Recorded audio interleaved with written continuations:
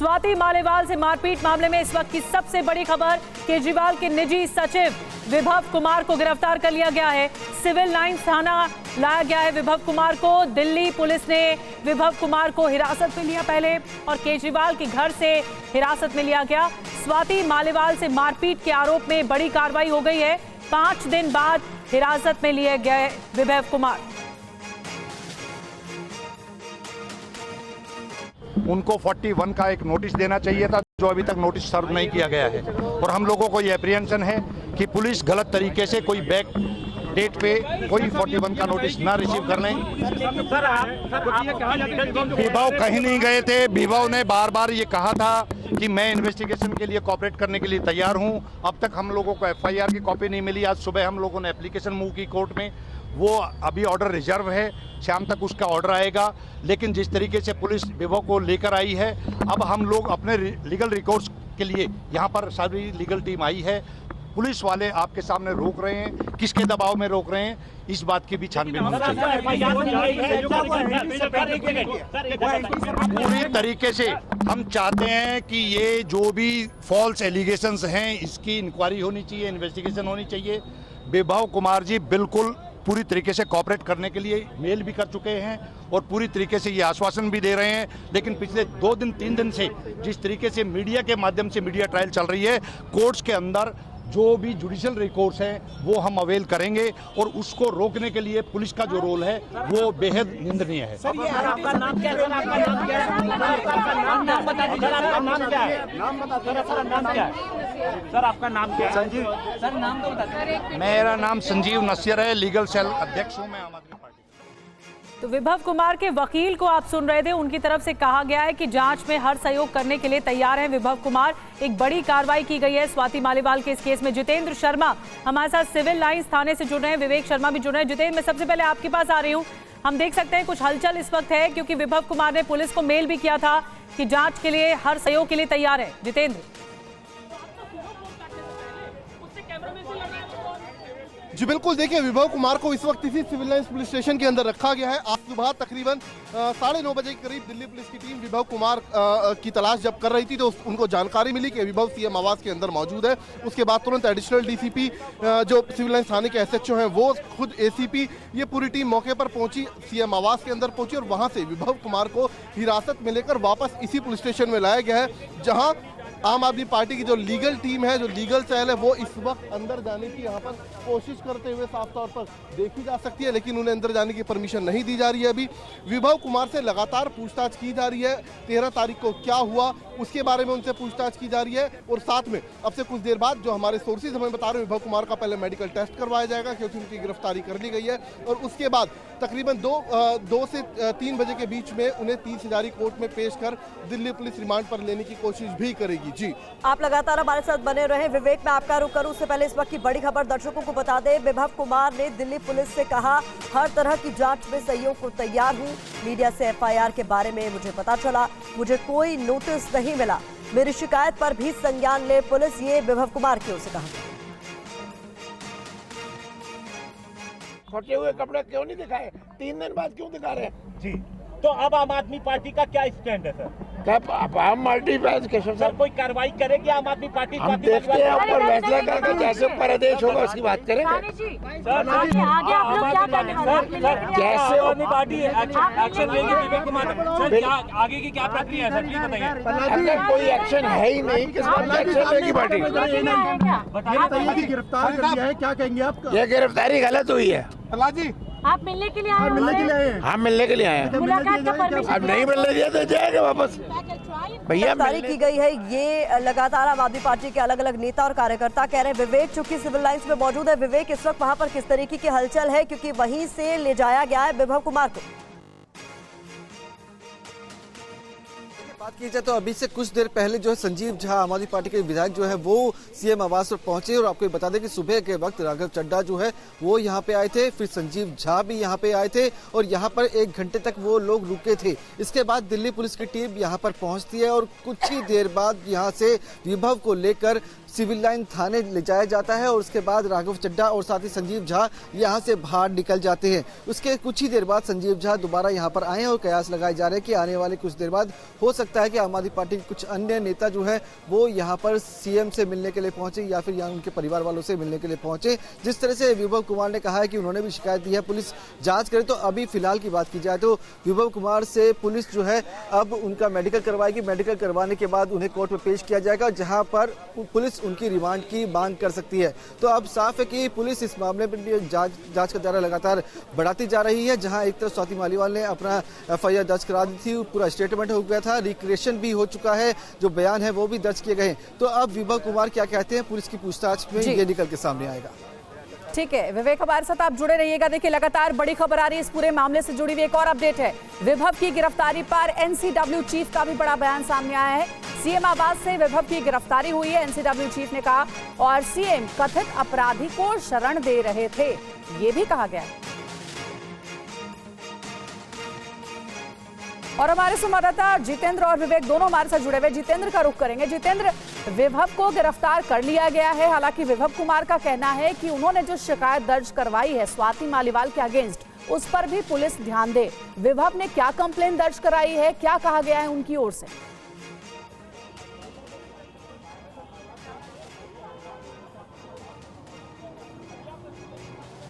जितेंद्र, आप सुन पा रहे हैं?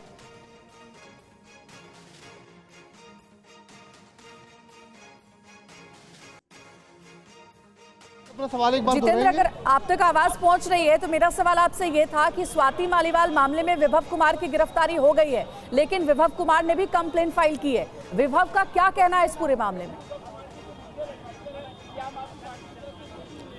जी बिल्कुल, देखिए विभव ने जो अपनी शिकायत भेजी थी जीमेल से, यानी कि ईमेल के जरिए डीसीपी को, इसके अलावा एसएचओ को, उसमें साफ तौर पर उन्होंने बोला था कि दरअसल स्वाति मालीवाल की तरफ से जो सीएम आवास पर जो सिक्योरिटी है उसके साथ बदसलूकी की गई। उन्होंने जबरन सीएम आवास के अंदर एंट्री की, यानी कि ट्रेसपासिंग की। इसके अलावा उन्होंने ये भी बताया कि सीएम आवास की जो सिक्योरिटी है उनके साथ धक्का मुक्की भी की गई।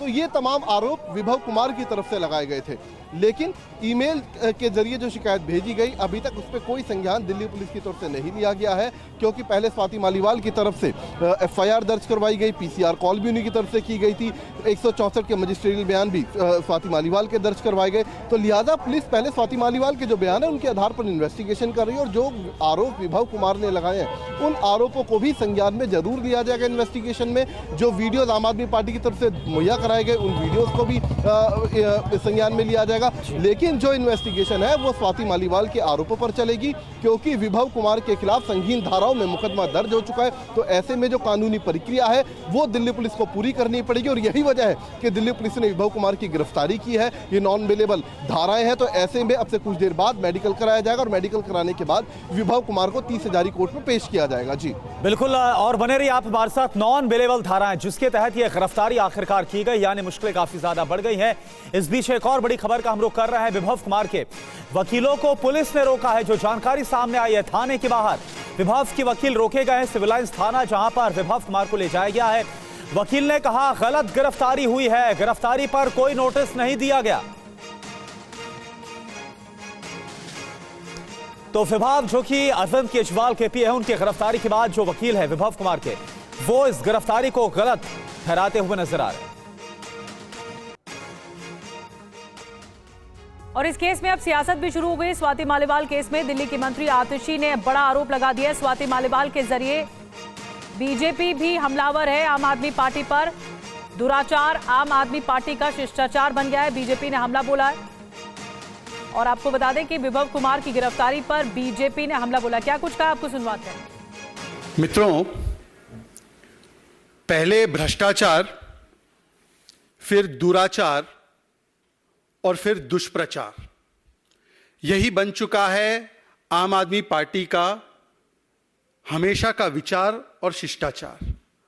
फ्रॉम भ्रष्टाचार टू दुराचार टू दुष्प्रचार, standard operating procedure of Aam Aadmi Party, it has become their विचार एंड देयर शिष्टाचार to indulge in this kind of modus operandi, या यूं कहूं, boring words from Atishi, standard operating procedure.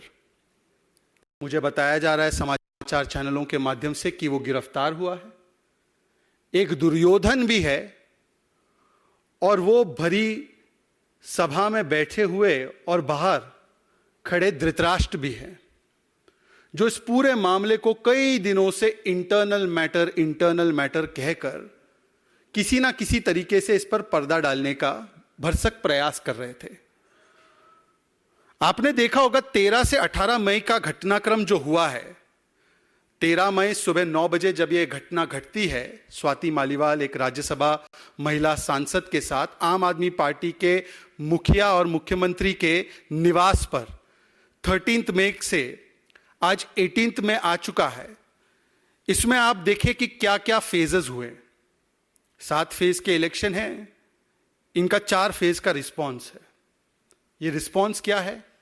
पहले साइलेंस, 72 घंटों तक साइलेंस रखना है। फिर साइलेंस के बाद थोड़ा सा एक्सेप्टेंस, जो संजय सिंह ने किया था, थोड़ा सा एक्सेप्ट कर देना है कि हां ये हुआ तो था, विभव कुमार ने किया तो था, अभद्रता की तो थी। फिर साइलेंस और थोड़ा सा एक्सेप्टेंस के बाद ब्रेजन डिफेंस, जिस प्रकार से जो व्यक्ति अभी गिरफ्तार हुआ है, दुशासन मॉडर्न काल का विभव कुमार, वो दिखता है दुर्योधन के साथ, अर्थात तो एक तरफ बीजेपी हमलावर है, दूसरी तरफ स्वाति मालीवाल मामले में दिल्ली की मंत्री आतिशी का बड़ा आरोप। स्वाति मालीवाल के जरिए बीजेपी ने साजिश रची। बीजेपी नेताओं के संपर्क में है स्वाति मालीवाल, ये गंभीर आरोप लगाए गए। बाकायदा प्रेस कॉन्फ्रेंस कर स्वाति मालीवाल के खिलाफ एंटी करप्शन ब्यूरो का केस है और एसीबी के केस से डरकर बीजेपी से जा मिली स्वाति, ये आरोप आतिशी। भारतीय जनता पार्टी की एंटी करप्शन ब्यूरो ने एक केस किया हुआ था। ये case Delhi commission for women में illegal recruitment of contractual employees के बारे में केस था। ये केस कई सालों से चल रहा है। इसमें एफआईआर हो गई है, इसमें चार्जशीट हो गई है और अब इस केस में सजा का, कन्विक्शन का समय पास आ रहा है। हमारा यह मानना है कि इसी केस को आधार बनाकर जेल की धमकी देकर, सजा की धमकी देकर स्वाति मालीवाल जी पर दबाव बनाया जा रहा है, उनको इस षड्यंत्र का हिस्सा बनाया जा रहा है, क्योंकि ये भारतीय जनता पार्टी का स्टैंडर्ड ऑपरेटिंग प्रोसीजर है। बड़ी खबर है, मालीवाल की मेडिकल रिपोर्ट में चोट की पुष्टि हुई है। स्वाति के बाएं पैर में चोट के निशान मिले हैं। स्वाति की दाईं आंख के नीचे भी चोट के निशान हैं। गर्दन और पैर में दर्द की भी शिकायत है। स्वाति मालीवाल केस की जांच के लिए आज एक बार फिर से दिल्ली पुलिस की टीम सीएम आवास पर पहुंची। इससे पहले स्वाति के साथ पुलिस ने सीएम आवास पर घटना वाले दिन का सीन रिक्रिएट करवाया और कई सीसीटीवी फुटेज जब्त किए गए। और आपको ये बता दें कि इस पूरे मामले में लगातार दिल्ली पुलिस की कई टीमें तफ्तीश में जुटी हुई है। 10 से ज्यादा टीमें जो है इस मामले में लगी हुई हैं। 4 टीमें विभव कुमार की तलाश में लगी हुई है, उनसे संपर्क साधने की कोशिश करी और साथ ही जानकारी जुटाने में लगी हुई है कि आखिरकार विभव कुमार कहां पर हैं। हालांकि अभी तक उनके बारे में जानकारी हासिल नहीं हो पाई है, लेकिन दिल्ली पुलिस इस मामले में कोई भी कमी नहीं छोड़ना चाहती। इस बीच स्वाति मालीवाल की मेडिकल रिपोर्ट भी सामने आ चुकी है। रिपोर्ट के मुताबिक स्वाति मालीवाल के बाएं पैर में चोट है और राइट आई के नीचे भी निशान मिला है। स्वाति जब मेडिकल कराने के लिए अस्पताल पहुंची तो उन्होंने बताया था कि उनके सिर पर चोट मारी गई थी। स्वाति ने खुद बताया था कि सिर पर चोट की वजह से वो गिर गई थी, जिसके बाद भी उन्हें पेट और छाती में लात मारी गई। वहीं स्वाति मालीवाल को लेकर आप की वीडियो जारी करने पर स्वाति के समर्थन में आप नेता वंदना सिंह ने पोस्ट लिखा है। और वहीं इस पूरे मामले को लेकर आम आदमी पार्टी की तरफ से लगातार दूसरे दिन 2 नए वीडियोस को जारी किया गया है। पहली तस्वीर 13 मई की है और जो दूसरी तस्वीर है वो 17 मई की जारी की गई है।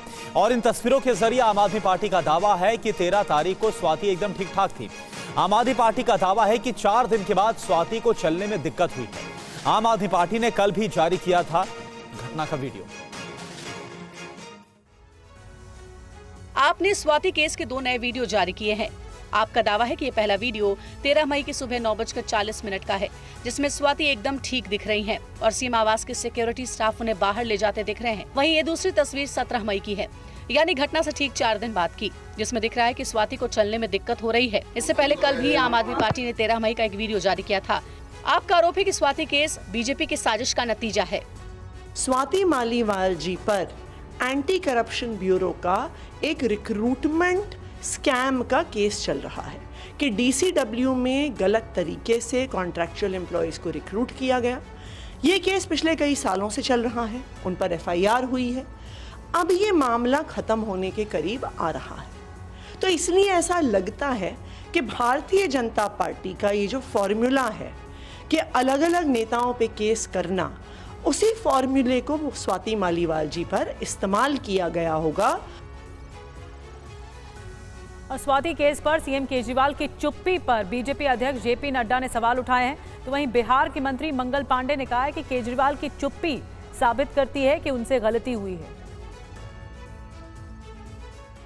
महिलाओं के अपमान के बाद आपकी चुप्पी क्यों है? बीजेपी ने रचा तो आप क्यों चुप हैं? क्यों नहीं आप बोलते हैं? क्या आपको रोक रहा है? आपके कर्म रोक रहे हैं। आपने जो किया है महिलाओं के साथ, जो महिला सम्मान के ऊपर जो आपने जिस तरीके से कुठाराघात किया है और आपके घर में हुआ है। और इस पार्टी का कल्चर क्या है? कभी चीफ सेक्रेटरी घर में पिटता है, कभी महिला पिट रही है। ये कल्चर क्या है? आप ये देखिए, इसको घटना को सिर्फ इतना ही मत लीजिए।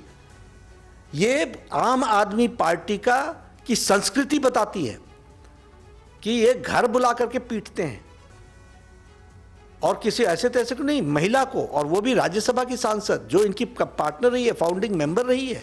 राज्यसभा की माननीय सांसद के साथ इस तरह का व्यवहार हुआ हो और बड़े सियासी नेता चुप्पी लगाए बैठे, इसका मतलब बहुत साफ है कि उन लोगों और उनके लोगों ने गलती की है और वो जो गलती की है, इनकी चुप्पी इस बात को बताती है कि वह बात सत्य है। दिल्ली सरकार में मंत्री सौरभ भारद्वाज ने स्वाति से मारपीट के आरोपों को खारिज किया है। तो वहीं कांग्रेस नेता अधीर रंजन चौधरी ने दोषियों के खिलाफ सख्त एक्शन की मांग की। 13 तारीख का एक वीडियो आया है जिसके अंदर सुरक्षा कर्मियों ने उनको सीएम साहब के घर के बाहर छोड़ा। उसके अंदर वो ठीक ठाक दिख रही हैं, ठीक ठाक चल फिर रही हैं। 13 तारीख को जब उनके द्वारा कथित बात में इतना मार पिटाई करने के बाद तो वो ठीक ठाक चल रही हैं। और कल 17 तारीख को 4 दिन बाद जो उन्होंने मेडिकल कराने गई और 164 का बयान दर्ज कराने कोर्ट गई, उसके अंदर वो इतना आराम से लंगड़ा के चल रही हैं जैसे कि उनके साथ बहुत ज़्यादा मारपीट हुई है। ये विरोधाभास है। ये बात कोई भी आदमी देखेगा तो समझेगा इसके अंदर गड़बड़ी है, इसके अंदर कोई बड़ी साजिश है। मंत्री हो या मंत्री का सांत्री हो, ये अधिकार तो नहीं है कोई महिला पे अत्याचार करे। कोई भी महिला पर इस तरीके की अत्याचार, इस तरीके की उनकी सम्मान को लेकर छेड़छाड़ करने के अधिकार किसी को नहीं है। तो इसके लिए सख्त कार्रवाई होना चाहिए। और स्वाति केस में बीजेपी के शामिल होने के आपके आरोपों को शाजिया इल्मी ने खारिज किया। तो वहीं प्रियंका चतुर्वेदी ने जांच की मांग की। अब क्योंकि दिल्ली पुलिस फाइनली प्रोएक्टिव हुई है, उन्होंने एफआईआर दर्ज किया है, मैं उम्मीद करती हूँ सच सामने आएगा और जिनको इंसाफ मिलना चाहिए, स्वाति मालीवाल को के साथ अगर गलत हुआ है, जो भी गलत हुआ है, उसको उनका न्याय मिलना चाहिए। स्वाति मालीवाल राज्यसभा की सांसद हैं आम आदमी पार्टी की तरफ से। पीसीआरएफ, कबीर के सारे एनजीओज, स्वाति मालीवाल उसमें शामिल थी और अरविंद केजरीवाल के साथ मिलकर उन्होंने बहुत योगदान दिया है। उनका भाजपा से क्या लेना देना? ना तो भाजपा ने अरविंद केजरीवाल के पीए से कहा था कि इनको मारो पीटो, न ही भाजपा ने कहा था कि स्वाति मालीवाल वहां जाएं, न ही भाजपा ने प्रेरित किया था और उकसाया था विभव को इनको मारने पीटने के लिए, और ना ही भाजपा ने फिर कहा था स्वाति मालीवाल से कि तुम 2 इमरजेंसी कॉल्स करो। तो कितना झूठ बोलेंगे आप? और कम से कम इस मामले में तो आपको सच बोलना चाहिए। और वहीं बीजेपी नेता तरुण चुघ ने कहा है कि सीएम आवास में भी महिलाएं सुरक्षित नहीं हैं। तो वहीं आप नेता प्रियंका कक्कड़ ने कहा कि स्वाति ने बीजेपी के इशारे पर आरोप लगाए। स्वाति मालीवाल जी को भाजपा द्वारा ही सीएम घर भेजा गया, सीएम रेजिडेंस पर भेजा गया। वहां पर उन्होंने धक्का मुक्की करके किसी तरह सीएम के ड्राइंग रूम तक वो पहुंची। वीडियो में आपको साफ दिख रहा है कि अभद्रता, बदतमीजी, गाली गलौज स्वाति मालीवाल जी कर रही हैं विभव कुमार जी के साथ। पुलिस उनको थाने लेकर जाती है तो स्वाति मालीवाल जी ने फिर एमएलसी क्यों नहीं कराई? क्यों नहीं उस दिन उन्होंने रिटन कंप्लेंट दी? तो ये एक सारा का सारा भाजपा की गंदी राजनीति का एक और प्लान है और कुछ नहीं। सरेआम सांसद को थप्पड़ मारे जाते हैं, लातें मारी जाती हैं, छड़ी से पीटा जाता है, पैरों से मारा जाता है कि सत्ता के अहंकार में डूबे हुए तानाशाह केजरीवाल महिला उत्पीड़न के दोषी, मारपीट करने वाले विभव कुमार अपराधी को शरण दे रखी है। स्वाति केस पर हैदराबाद से बीजेपी उम्मीदवार माधवी लता ने कहा कि केजरीवाल सरकार बदलने का समय आ चुका है, तो वहीं पीयूष गोयल ने कहा कि केजरीवाल के जेल से बाहर आने के बाद ऐसी घटनाएं हो रही हैं। तस्वीरें मुंबई के संजय गांधी पार्क की हैं, जहां मुंबई नॉर्थ सीट से बीजेपी प्रत्याशी पीयूष गोयल ने मॉर्निंग वॉक करते लोगों के साथ मोदी सरकार की उपलब्धियों को साझा किया। जब स्वाति मारपीट केस पर उनसे सवाल किए गए तो उन्होंने क्या जवाब दिया, सुनाते हैं आपको। कौन उनको सीरियस लेता है? जेल से कुछ दिनों के लिए बाहर आए थे कैंपेन करने और देखिए किस प्रकार की हरकतें कर रहे हैं। वहीं हैदराबाद से बीजेपी प्रत्याशी माधवी लता ने कहा है कि स्वाति केस ने दिल्ली में महिला सुरक्षा की हकीकत को सामने ला दिया है। अब समय आ चुका है कि दिल्ली की जनता सरकार को बदल दे। If a woman in AAP itself has atrocities happening on her, what is the plight of any common woman there who is non-political or is from some other political party? So people have to understand from Delhi that AAP is no safe party anymore. Now to the extent of winning, they can suppress anybody even if it is a woman of their own party also. Lok Sabha चुनाव के बाकी बचे 3 चरणों के लिए चुनाव प्रचार जोर शोर से जारी है। पीएम मोदी आज हरियाणा में 2 चुनावी रैलियों को संबोधित करेंगे। अंबाला में कुछ देर बाद पहली रैली है, वहां का जायजा लिया हमारे संवाददाता मोहित मल्होत्रा ने। प्रधानमंत्री नरेंद्र मोदी हरियाणा में चुनाव प्रचार के लिए पहुंच रहे हैं और इस दौरान अलग अलग तरह के रंग भी दिखाई दे रहे हैं। हम इस वक्त अंबाला में हैं, जहां पर अब से थोड़ी देर में प्रधानमंत्री नरेंद्र मोदी की चुनावी रैली होने जा रही है। यहां पर बीजेपी की जो महिला कार्यकर्ता हैं वो बीजेपी की ही रंग में रंगी हुई करीब 1000 के आसपास साड़ियां पहनकर पहुंची हैं और ये महिलाएं बीजेपी के पक्ष में प्रचार कर रही हैं। इस माध्यम से चुनावी रैली में आप देखिए जितनी भी महिलाएं यहाँ पर बैठी हुई दिखाई देंगी, जो महिलाएं खड़ी हैं वो इसी तरह से खास तौर पे साड़ियाँ पहनकर आई हैं। मैम अपना नाम बताएं आप। पारुल सबरवाल, प्रदेश कार्यकारिणी सदस्य भाजपा हरियाणा। पारुल जी, क्या मकसद है खास तरह की साड़ियाँ पहनने का और कितनी महिलाएं ये साड़ी पहनकर आ रही हैं? मोदी जी आज हमारे शहर अंबाला में आ रहे हैं, ये खुशी हम अपनी जाहिर कर रहे हैं। ये साड़ियाँ पहन के, कमल के फूल की साड़ियाँ, कमल हमें लाना है, मोदी जी की झोली में कमल डालना है, तो इसलिए हम सभी ने ये साड़ियाँ पहनी है। मोदी जी को हमारी तरफ से एक वेलकम ग्रीटिंग है ये। अच्छा, खास तरह की साड़ी तैयार भी करवाई होगी आपने, तो काफ़ी मेहनत किया आप लोगों ने। बहुत बहुत बहुत हमारी पार्टी का पूरा सुझाव था कि सभी महिलाएं कमल के फूल के अंदर हो, क्योंकि कमल का फूल हमने पूरे भारतवर्ष में खिलाना है और उसकी महक को पूरे विश्व में तक लेके जाना है। पीएम मोदी अंबाला के बाद सोनीपत में भी रैली करने वाले हैं और इसके बाद आज पीएम की दिल्ली में लोकसभा चुनाव के दौरान पहली जनसभा होगी। मोदी जी को आज से दिल्ली में बड़े स्तर पर सियासी संग्राम शुरू हो जाएगा। प्रधानमंत्री मोदी आज शाम 6:30 बजे उत्तर पूर्वी दिल्ली में लोकसभा चुनाव के लिए अपनी पहली जनसभा को संबोधित करेंगे। इस जनसभा के जरिए पीएम दिल्ली की 3 लोकसभा के मतदाताओं को साधने की कोशिश करेंगे। ये लोकसभा क्षेत्र हैं उत्तर पूर्वी दिल्ली और चांदनी चौक सीट। दिल्ली में पीएम की रैली में तीनों सीटों के प्रत्याशी भी मौजूद रहेंगे। वहीं दूसरी ओर राहुल गांधी भी आज चांदनी चौक लोकसभा क्षेत्र में कांग्रेस प्रत्याशी जेपी अग्रवाल के लिए प्रचार करेंगे। राहुल गांधी आज शाम 7 बजे अशोक विहार इलाके के रामलीला ग्राउंड में रैली करेंगे और दिल्ली में इंडिया गठबंधन के उम्मीदवारों के लिए वोट मांगेंगे। यूपी के सीएम योगी आदित्यनाथ आज रक्षा मंत्री राजनाथ के संसदीय क्षेत्र में चुनाव प्रचार करेंगे। दोनों नेता दोपहर 2 बजे जनसभा को संबोधित करेंगे। वहीं केंद्रीय मंत्री अमित शाह आज दोपहर 3 बजे अमेठी में स्मृति ईरानी के लिए रोड शो करेंगे। इस रोड शो के बाद अमित शाह प्रेस कॉन्फ्रेंस भी करेंगे। और वहीं इंडिया अलायंस ने आरोप लगाया है कि महाराष्ट्र में बीजेपी ने धोखे से सरकार बनाई। मुंबई में महाविकास अघाड़ी के नेता जुटे और कांग्रेस अध्यक्ष खड़गे ने कहा कि मोदी सरकार संवैधानिक संस्थाओं के साथ खिलवाड़ कर रही है। मुंबई में महाविकास अघाड़ी की प्रेस कॉन्फ्रेंस में शरद पवार सहित उद्धव ठाकरे, संजय राउत और कांग्रेस अध्यक्ष मल्लिकार्जुन खड़गे ने शिरकत की। खड़गे ने महाराष्ट्र का हवाला देते हुए बीजेपी पर सियासी पार्टियों को तोड़ने का आरोप लगाया और कहा कि ये सब कुछ पीएम मोदी जी के इशारे पर हो रहा है। ब्लैकमेल और लालच से विपक्ष दलों में फूट डालकर उन्हें तोड़फोड़ किया जा रहा है। ऊपर से अन्याय ये हुआ है कि जो असली दल है उनसे उनका पार्टी सिंबल छीनकर भाजपा को समर्थन करने वाले दलों को दिया गया। यानी आप बोलेंगे तो ये कोर्ट का फैसला है, सीईसी का फैसला है। सब चीजें मोदी जी के इशारे पे चलते हैं, इसमें कोई दो राय नहीं है।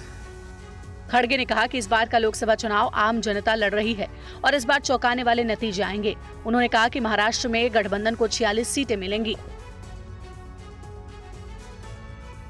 इंडिया गठबंधन की प्रेस कॉन्फ्रेंस के दौरान बीजेपी नेताओं के बयानों पर भी प्रहार किया गया। देखिए उद्धव ठाकरे और मल्लिकार्जुन खड़गे ने किन बयानों पर प्रधानमंत्री मोदी और बीजेपी अध्यक्ष जेपी नड्डा को घेरा।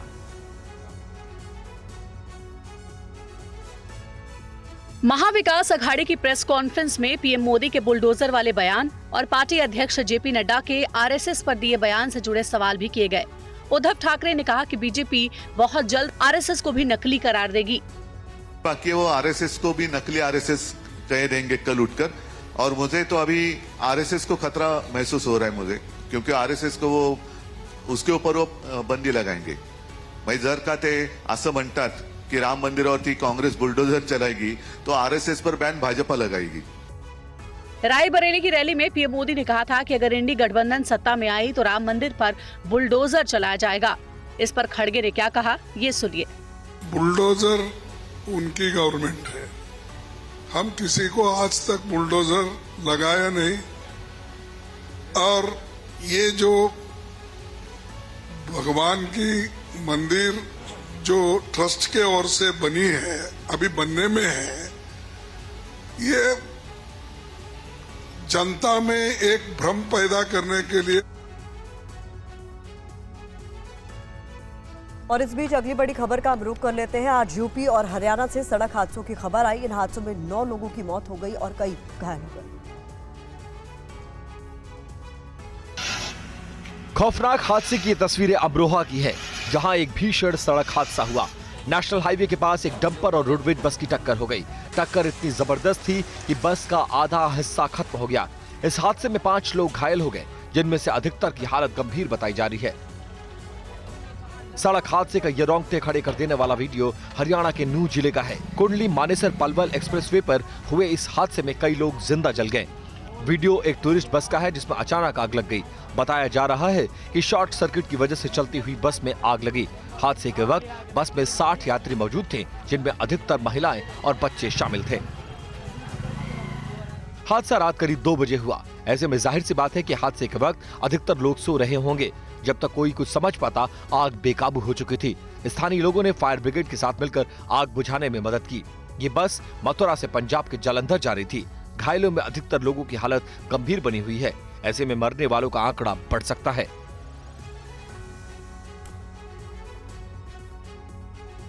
और वहीं किर्गिस्तान में पाकिस्तानी एम्बेसी ने पाकिस्तानी छात्रों के मारे जाने की खबर से इनकार कर दिया है। दावा यह है कि यहां स्थानीय छात्रों ने विदेशी छात्रों पर हमला किया, जिसमें कई देश के छात्र शामिल थे।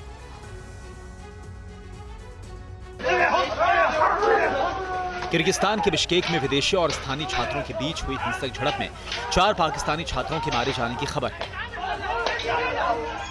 बताया जा रहा है कि हिंसा 13 मई को शेयर किए गए एक वीडियो के बाद शुरू हुई, जिसमें किर्गिज छात्र और मिस्र के छात्रों के बीच झगड़ा हुआ था। हालांकि पाकिस्तान और किर्गिस्तान की एम्बेसी ने पाकिस्तानी छात्रों के मारे जाने की घटना से इनकार किया है। किर्गिस्तान सरकार ने हालात नियंत्रित करने का भी दावा किया है।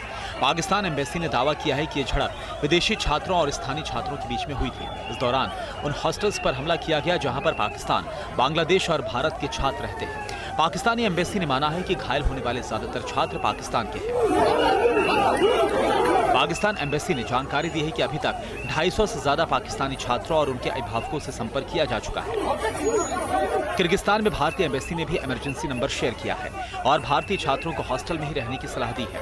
भारतीय एम्बेसी ने जानकारी दी है कि वो ताजा हालात पर नजर बनाए हुए हैं।